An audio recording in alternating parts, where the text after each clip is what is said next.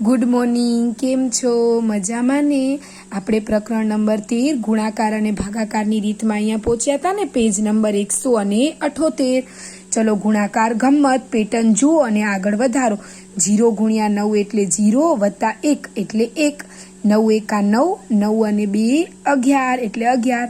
12 નવા કેટલા થાય? 108, 108 ને 3 111। એવી રીતે 31 નવા અને એમાં 123 નવા અને 4 ઉમેરશો એટલે 3 એકડા, પછી 4 એકડા, એવી રીતે 5 એકડા અને પછી 6 એકડા। અહીં મૂળાક્ષર ABC કોઈ અંક સૂચવે છે। હવે એ બરાબર 1 લેવાનો છે તો 1 1 1 ગુણ્યા 1 1 1 એટલે અહીંયા કને એ બરાબર તો 1 જ મળશે। બધા 1 1 લખતું જવાનું એની જગ્યાએ। હવે સરવાળો કરો એટલે કેટલો થશે? તો કે 1 1 ને 1 2 3 2 અને 1।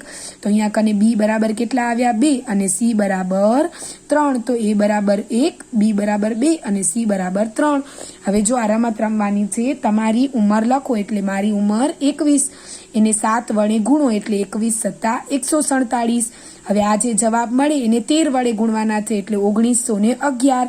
હવે વળી આ જે જવાબ મળે એને 11 વડે ગુણવાના છે એટલે 21021। તો તમારો અંતિમ જવાબ જુઓ। તમને તમારા જવાબમાં તમારી ઉંમર દેખાય છે? તો કે હા, મારી ઉંમર 21 વર્ષ હતી તો આવ્યો ને 21। તમારા જવાબમાં તમારી ઉંમર કેટલા ગણી બતાવે છે? તો જવાબમાં મારી ઉંમર 1001 ગણી, બધાનું એમ જ બતાવશે। તમે અહીંયા તમારી ઉંમર લખી અને આ ટ્રાય કરજો। ચલો હવે છે ગોળ ગોળ ફરો। અહીંયા કને ગુણાકાર કરવાના છે। 14200 અને 57 ગુણ્યા 1 એટલે 14000 એટલે ઈનો ઈદ મળશે 1,42,857। પછી 1,42,857 ગુણ્યા 2 એટલે 2,85,714। 1,42,857 ગુણ્યા 3 એટલે 4,28,571। હવે એવી રીતે 4 તો 5,71,428 અને એવી રીતે 5 તો 7,14,285। તો શું તમને પેટર્ન દેખાય છે?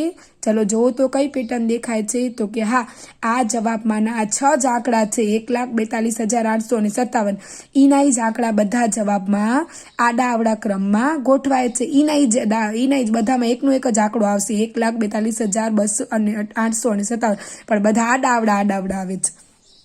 ભાગાકાર। હવે અહીંયાથી ડોલમાએ તેના મિત્ર પાસેથી મોપેડ ખરીદવા 9,588ની લોન લીધી। તેને દર મહિને એક સરખી રકમ લોન પેટે 6 મહિના સુધી ચૂકવવાની છે। તો તે દર મહિને કેટલું ચૂકવશે તેને ગણવા તેને બાળકોને કહ્યું। તેની પુત્રીએ આ રીતે કર્યું। ચલો 6 અને 9। હવે 6 એકાના ઘડિયામાં 9 અને 95 88। તો જો હવે એની પુત્રીએ આ રીતે કર્યું કે 6 50 30 કરી અને પાછળ 2 મીંડા એટલે આવશે 6,588। વધ્યા બાદ બાકી કરશો એટલે વળી પાછા 6 50 30 એટલે 3,000। તો 3,588 વળી પાછું 6 50 30 તો અહીંયા થશે 588। 6 નવા 54 એટલે 540 અને અહીંયા કને 6 અઠા 48 એટલે હવે શું આવ્યું?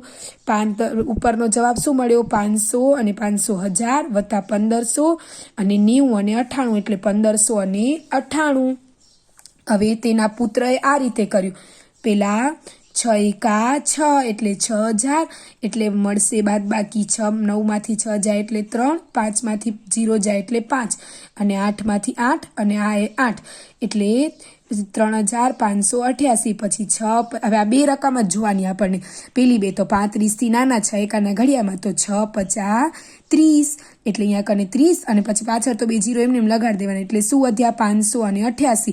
હવે વળી પેલી બે રકમ જોવાની 58 તો 6 નવા 54 અને પાછળ એક રકમ હોય ને એટલે અહીંયા 1 મીંડું લગાડી દેવાનું, અહીંયા 1 મીંડું એટલે પછી હવે વધ્યા 48 એટલે 6 અઠા જો હવે અહીંયા કને કાંઈ નથી એટલે મેં મીંડું નથી લગાડ્યું। જો 6 અઠા 48 એટલે આનો પણ જવાબ કેટલો આવ્યો? 1000 વત્તા 500 1500 અને 90 અને 8 98। તો શું બંનેનો ઉત્તર સરખો હશે? તો કે હા, બંને જણાનો ઉત્તર સરખો આવ્યો। ચલો હવે કે છે મહાવરો। હવે આ દાખલા તમારી નોટબુકમાં ગણવાના છે। 4,220 ભાગ્યા 4 એટલે 1,055। એવી રીતે 770 ભાગ્યા 22 એટલે 35। 9,872 ભાગ્યા 8 એટલે ઉપર ભાગફળ મળશે 1234। 672 ભાગ્યા 21 એટલે 32, 772 ભાગ્યા 7 એટલે ભાગફળ મળશે 110 અને શેષ વધશે 2, 639 ભાગ્યા 13 એટલે ભાગફળ 49 અને શેષ 2. કેટલા ઘણું? 976 વિદ્યાર્થીઓ પિકનિક પર જાય છે. તેઓને નાની બસમાં લઈ જવાના છે. નાની બસમાં લઈ જવામાં આવે છે. એક બસમાં 25 વિદ્યાર્થી સમાઈ શકે તો કેટલી બસની જરૂર પડશે? અને 2 વિદ્યાર્થીઓએ તેને ઉકેલવાનો પ્રયત્ન કર્યો. જો કોઈ ભૂલ હોય તો ચકાસો અને સુધારો. ચલો જો 25 અને 976 તો પેલા 97 થી નાના તો 976 એટલે 25 50 125. 6 માંથી 5 જાય એટલે 1, 9 માંથી 7 જાય એટલે 6 માંથી 2 જાય એટલે 7 માંથી 2 જાય એટલે 5 અને 9 માંથી 1 જાય એટલે 8. 25 દામ 250. 1, 5 માંથી 5 જાય 0, 6 માંથી 2 જાય 8 માંથી 2 જાય એટલે 6. વળી 25 દામ 250. 1, 10 માંથી 5 જાય એટલે 5, 1 ઓછો એટલે 5 માંથી 2 જાય એટલે 3. વળી 25 દામ 250. 1, 3 5 માંથી 5 જાય એટલે 0, 2 3 માંથી 2 જાય એટલે 1. 25 ચોક 100 એટલે અહીંયા કને 1 માંથી 1 જાય એટલે 0 જાય એટલે 1 શેષ વધે ને 0 અને અહીંયા 0 એટલે અહીંયા કને 1 શેષ વધે. અહીંયા કને ખોટું છે એટલે લખી નાખવાનું છે. હવે બીજાએ આ રીતે કર્યું. 25 દૂ 50 અને પાછળ મીંડું લગાડી દેવાનું એટલે 20 એટલે 500. 500 માંથી 976 માંથી 500 જાય એટલે 476. 25 દામ 250 એટલે 6 માંથી 0 જાય એટલે 6, 7 માંથી 5 જાય એટલે 2 અને 4 માંથી 2 જાય તો પણ 2. હવે 25 અહીંયા કરે 226. હવે 25 નવા થશે 215 નહીં પણ 200 એટલે 6 માંથી 0 જાય એટલે 6 અને 2 માંથી 0 જાય એટલે 2 અને 2 માંથી 2 જાય એટલે 0. 25 એકા 25 એટલે 26 માંથી 25 જાય એટલે 1. તો આપણને 39 બસની જરૂર પડે. આને કેટલી જરૂર પડી? તો 10 ને 10 20 ને 10 30 અને 9 39 અને આને 20 ને 10 30 ને 9 39 ને 1 40. આપણને 40 બસની જરૂરત પડી. તો બંનેમાં તો એક એક વધ્યા ને. ચલો કેટલું પેટ્રોલ? ઈસા પાસે 1000 રૂપિયા છે. તે પેટ્રોલ ખરીદવા ઈચ્છે છે અને 1 લીટર પેટ્રોલની કિંમત 67 રૂપિયા છે. તો તે કેટલા લીટર પેટ્રોલ ખરીદી શકે? તો ઈસા પાસે 1000 રૂપિયા અને 1 લીટરના 67 રૂપિયા. તો 1000 ભાગ્યા 67. ચલો 1000 દાય પેલા 67 દાય 670 0. 10 માંથી 7 જાય એટલે 3, 1 ઓછા અહીંયા કને અને અહીંયા કને સોરી એટલે 0 અને અહીંયા 0 માંથી 6 જાય એટલે 3. ઉપરથી ઉતાર્યા 0 એટલે 268 એટલે 67 ચોક 268 એટલે 62 એટલે ભાગફળ મળશે 14 અને શેષ મળશે 62. એટલે એ કેટલા લીટર પેટ્રોલ લેશે? તો કે 10 વત્તા 4 એટલે 14. હવે જો ઈસા તમારા શહેરમાં આવે તો કેટલા લીટર પેટ્રોલ આવશે? તો આપણા શહેરમાં પેટ્રોલનો ભાવ 66 રૂપિયા છે. એનો 67 રૂપિયા હતો ને આપણો 66 રૂપિયા. તો 1000 ભાગ્યા 66 એટલે 15 રૂપિયા. 15 લીટર. બાલદિન. આજે બાળકો ખુશ છે. તેઓ બાલદિન ઉજવે છે. દરેક બાળકને શાળા તરફથી 4 રંગીન પેન્સિલ આપવામાં આવે છે. શાળાને 969 પેન્સિલ મળેલ.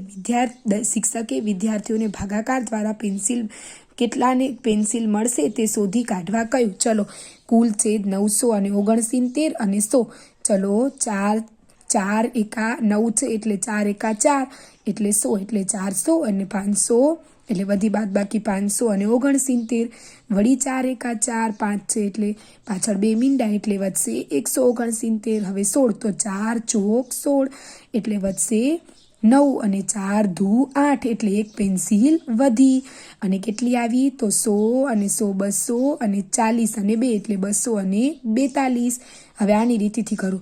100 ધૂ અરે શું 4 ધૂ 8 એટલે 800 એટલે 169. વળી પાછા 4 ચોક 16 એટલે 160 અને 4 ધૂ 8 એટલે 1 એટલે જવાબ બંનેનો આવશે 240 અને 2 એટલે 242 અને 1 પેન્સિલ વધશે એટલે 1 શેષ મળશે. શિવાંગીએ તે ટૂંકી રીતે કર્યું.